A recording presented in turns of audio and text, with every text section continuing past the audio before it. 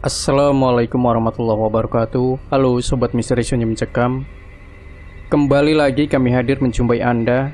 Tentu seperti biasa kami akan menyuguhkan cerita-cerita misteri yang menarik. Dan kesempatan kali ini kami sudah menyiapkan sebuah kisah misteri yang berjudul Pesugihan Nyai Sekar Arumdalu. Karmin dan Darmi adalah sepasang suami istri. Hidupnya pas-pasan sebagai buruh serabutan. Dikaruniai dua buah hati, Siska dan Aldi. Mereka masih anak-anak. Siska 3 tahun dan Aldi 1,5 tahun. Mereka selalu terlunta-lunta ketika mengais rezeki. Kadang-kadang harus pinjam sana-sini untuk mencukupi kebutuhan sehari-hari. Menjadi bahan cemoohan adalah bisikan setiap hari. Peluk pikirnya terus dilingkupi beban hidup yang kian hari kian berat, apalagi dengan membesarkan anak-anaknya. Kadang terlintas di hati Darmi untuk sebuah jalan pintas menerima ajakan Pak Jais sebagai pelampiasan hutang-hutang yang sudah menumpuk dengan tubuhnya, yang memang masihlah sekel seksi di mata Pak Jais, untuk beberapa kali persetubuhan agar hutangnya terbebaskan. Sedangkan sang suami Karmin masihlah susah mengais rezeki, dibuat makan aja susah, apalagi untuk menambal hutang yang kian bengkak di sana-sini. Sampai akhirnya terjadilah persetubuhan itu dilegalkan oleh sang suami yang memang sudah tak bisa lagi berpikir yang benar dan bernalar. Hari semakin hari persetubuhan terus berlanjut, mengiringi hari dirasa sebagai jalan keluar hidup yang pasti. Dari Pak Jais ke Pak Bowo, lalu ke Pak Rudi. Seperti fenomena piala bergilir pemuasan nafsu yang berlatar belakang hutang-hutang. Merasa mendapat untung dari persetubuhan itu, Darmi pun ketagihan, karena kehidupannya pun mulai tak kekurangan.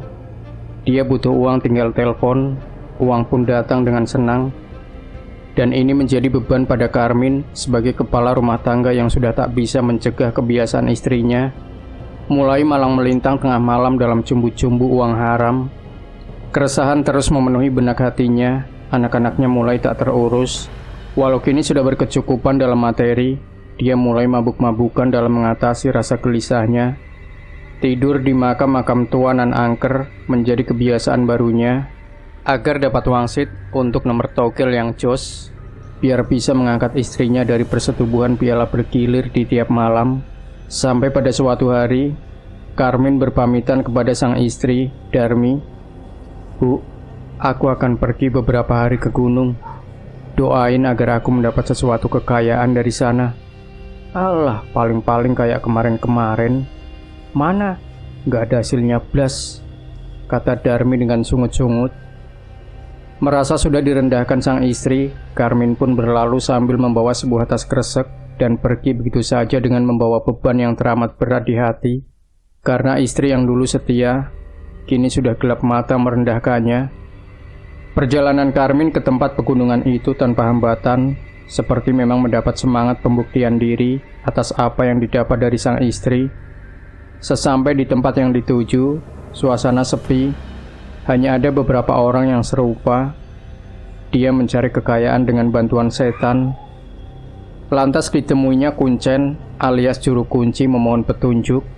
Setelah diterima Kuncen, Karmin disuruh mandi di tempat sumur tua yang terdapat pohon beringin amat besar pada tengah malam. Dan berkatalah Kuncen itu kepada Karmin, "Nanti kamu mandi sendirian di sana. Aku menunggu di sini. Dan hafalkan mantra ini sebelum kau mandi." Karmin hanya manggut-manggut. Dan setelah mandi, kalau niatmu diterima, kamu akan ditemui wanita-wanita cantik berpakaian dayang-dayang kerajaan yang akan membawamu ke junjungan mereka, yaitu Nyai Sekar Arumdalu, untuk dijadikan kekasihnya. Dan kamu harus bisa membuatnya senang agar semua hajatmu bisa terkabulkan. Karmin masih manggut-manggut mendengarkan petunjuk dari Kuncen. "Ayo, mandilah ke sana. Sudah hampir tengah malam. Dan ingat, niat mantra-mantra dibaca dengan benar dan bersungguh-sungguh agar apa yang kamu tujukan terlaksana." "Iya, Pak," Karmin menjawab. Lalu Karmin pergi menuju sumur yang dituju. Dia mantapkan hati sebelum mandi, karena memang sumur itu tampaklah angker, dan kelebatan-kelebatan bayangan hitam tampak sering terasakan oleh indera Karmin. Malam kian rapatkan barisannya, jelaga-jelaga mengkirap semua suasana. Malam semakin mengerikan dan menakutkan. Suara burung hantu mengguguk meremangkan bulu kuduk. Apalagi dalam malam yang dingin, tawa jerit rintih pada tumbal pendahulu semakin terasa ketika Karmin mulai mandi. Serasa di dalam sumur tampak ruh-ruh tumbal merintih sedih, diiringi tawa-tawa lirih penghuni pohon beringin yang terdengar nyata pada telinga ketika guyuran pertama, dan semakin jelas saat-saat pemandian syarat untuk bertemu Nyai Sekarndalu dilaksanakan. Kini setelah mandi, tampaklah putri cantik dayang-dayang seperti yang dikatakan Kuncen tadi. Mungkin ada 5 dayang-dayang cantik berpakaian ala kerajaan menjemput Karmin untuk diaturkan kepada sesembahannya, yaitu Nyai Sekarndalu. Kini Karmin berjalan mengikuti bayang-bayang itu yang memang tak kasat mata. Seolah Karmin berjalan sendirian dalam kegelapan malam menuju suatu tempat pertemuan dengan Nyai Sekarndalu untuk mengadakan ritual persetubuhan sebagai kekasih. Kini Karmin dihadapkan pada suatu pemandangan yang menakjubkan. Sosok perempuan cantik berpakaian tipis putih mengguratkan semua lekuk tubuh moleknya pada sebuah peraduan sutra merah darah, berhias kilo-kilo perhiasan dan permata sebagai perabotan. Di meja-meja dan sekitar peraduan itu membuat semakin hijau mata Karmin melihat semua itu. Tetapi jika diamati dengan teliti di setiap kaki peraduan atau ranjang sutra dan di meja serta kursi-kursi itu, tampaklah pada kaki-kaki sebuah tumpuan tubuh-tubuh manusia yang menangis dan letih. Sebagai kaki-kaki dari ranjang meja serta kursi, itu adalah buah dari tumbal. Jika suatu hari nanti yang peminta pesugihan itu telah mati, maka secara langsung menjadi hamba-hamba penyangga tumpuan ranjang, meja dan kursi yang akan ditempati oleh Nyai Sekarndalu sebagai tumbal pengabdiannya nanti. Karmin nampak bergairah, bergelora tumpah ruah dalam satu pijakan kakinya. Sebelum persetubuhan dilakukan, Karmin dihidangkan pada sebuah meja berisi hidangan ayam panggang yang menggugah selera makannya. Dalam loyang lempengan perak, tempat ayam panggang lezat ketika akan dimakan. Karmin dicerminkan sesuatu kejadian tangis seorang bocah. Tampaklah bayangan anaknya yang tercermin dalam loyang, dan anak itu sedang menangis hingga tangisannya terdengar begitu nyata di telinga Karmin. Dalam benaknya Karmin berpikir anaknya menangis karena ditinggal ibunya pergi. Yang sebenarnya terjadi adalah anaknya itu sebagai tumbal pertama yang akan dimakan Karmin. Sebagai persembahan berupa hidangan ayam panggang tersebut, dengan rakus dia memakan habis ayam panggang itu tanpa mengindahkan tangisan anaknya yang tercermin dalam loyang perak tersebut. Ayam panggang pun habis tertelan seiring dengan menghilangnya suara tangis anak si Karmin. Tampak sang Nyai Sekar lalu tersenyum melambaikan tangan mengajak Karmin menuju peraduan, mengadakan ritual persetubuhan untuk sebuah harapan dan impian tentang kekayaan. Keesokan harinya, Karmin ditemukan Kuncen tertidur di sebuah lempengan batu di belakang pohon beringin yang tertutup pohon-pohon rumpun bambu dengan hampir tanpa pakaian melekat. Begitu pulasnya hingga kedatangan Pak Kuncen tak diketahui olehnya. Sampai-sampai Pak Kuncen membangunkan dan disuruhnya mandi sekali lagi di sumur tua nan angker itu lagi. Pulanglah si Karmin dengan berseri-seri karena mendapat pengalaman yang belum ia rasakan sebelumnya, dan berbangga karena menurut sang Kuncen, Karmin berhasil dalam ritual juga bisa menyenangkan Nyai Sekarndalu. Berarti ikhtiarnya akan terkabul sesampai di rumahnya. Akan ada saja rezeki tak terduga dalam jumlah yang begitu besar ketika nanti sampai di rumahnya. Dan memang uang di saku ketika menuju rumah tinggallah 125.000.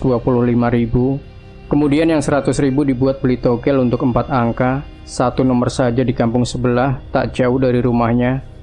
Tapi apa, ketika dia sampai di ujung jalan menuju rumahnya, tampak berkibar bendera kematian di depan gang rumahnya. Dan orang-orang pada melayat beramaian. Hati Karmin berdebar kencang. Perasaannya pun tak enak ketika melangkah pulang. Orang-orang yang melihat Karmin datang menyalami seraya ucapkan bela sungkawa, membuat Karmin mempercepat langkahnya menuju rumah mungilnya. Kini tampak terbujur kaku anak lelakinya di atas pembaringan, diiringi isak tangis keluarga serta kerabat. Darmi tidak tampak dalam tangisan itu, mungkin di dalam kamar bersama anak yang satunya. dibukanya jarit penutup mayat anaknya, sampai tubuh anak lelakinya gosong-gosong seperti terpanggang, dan ruam-ruam bekas gigitan di sekujur tubuhnya. Tangis Karmin pun tumpah sampai pemakaman, seolah-olah tak percaya ada yang dilihat dan dirasa. Senja telah datang menjelang akan berganti menjadi malam. Suasana duka menyelimuti keluarga kecil itu. Entah kenapa tiba-tiba anak lelakinya sakit panas tinggi semalaman, berujung dengan kematian, yang dipikir aneh oleh warga sekitarnya. Juga Darmi sebagai ibu yang menjaga waktu anak itu sakit mengerang, berujung di kematian. Di antara pengiring doa-doa yang dilakukan di rumah Karmin, tampak seseorang membawa tas kresek hitam, dan kemudian menyerahkannya kepada Karmin, seraya meminta imbalan buruh antar transport. Ternyata malam itu Karmin mendapat togel beberapa ratus juta rupiah dalam tas kresek tersebut. Di antara rasa sedih kehilangan anak dan rasa gembira mendapat rezeki begitu banyak, serta perasaan heran bercampur aduk dalam benak Karmin, diserahkannya uang itu kepada si istri, Darmi, bahwa dia telah berhasil, tetapi tetap tidak sadar bahwa kematian anak lelakinya adalah tumbal pertama atas tindakannya sendiri. Sebenarnya peringatan itu sudah ada kala dalam loyang perak yang bercermin. Tangis anaknya sendiri itu dan ayam panggang adalah sebuah perumpamaan dari anak yang menangis ketika dimakannya sampai habis.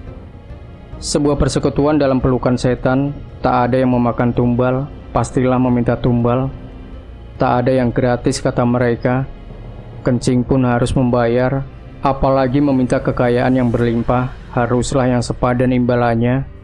Hari-hari berikutnya uang Karmin beranak pinak. Usaha apapun dia lancar, bak bintang kejora melesat, memuncakkan kekayaannya dalam waktu singkat.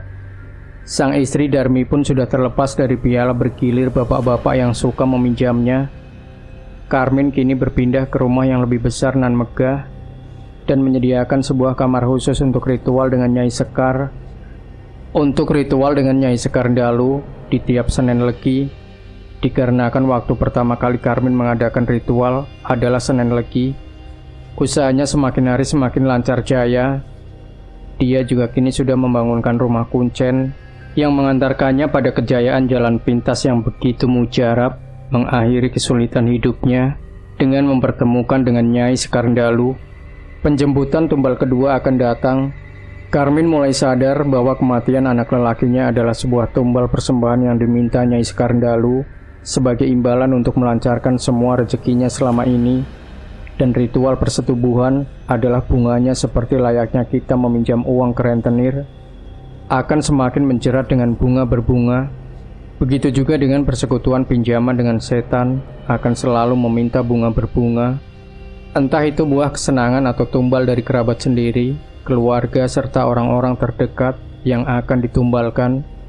Kalaupun dia tak bisa memberinya tumbal, maka akan berakibat memakan dirinya sendiri. Itulah yang sebenarnya terjadi jika seseorang mengadakan ritual perjanjian dengan setan. Karmin pun memutuskan seorang anak dari salah satu pegawainya yang ada di desa, dengan harapan agar tak dicurigai oleh warga setempat, bahwa nantinya kematian itu akan sama dengan anaknya sendiri beberapa waktu yang lalu, yaitu meninggal dengan panas tinggi hingga tampak gosong seperti ayam panggang yang meruam-ruam bekas gigitan. Dia datangi calon korbannya dengan berbaik hati, memberi bonus yang gede-gede menjelang penjemputan tumbal itu, serta membelikan peralatan rumah tangga yang mahal untuk ukuran seorang pegawai kelas Paijo, nama dari salah satu pegawai Karmin, yang anaknya akan dipersembahkan sebagai tumbal. Sampai pada penjemputan tersebut, begitu seterusnya terjadi hingga kekayaan Karmin semakin menjadi-jadi.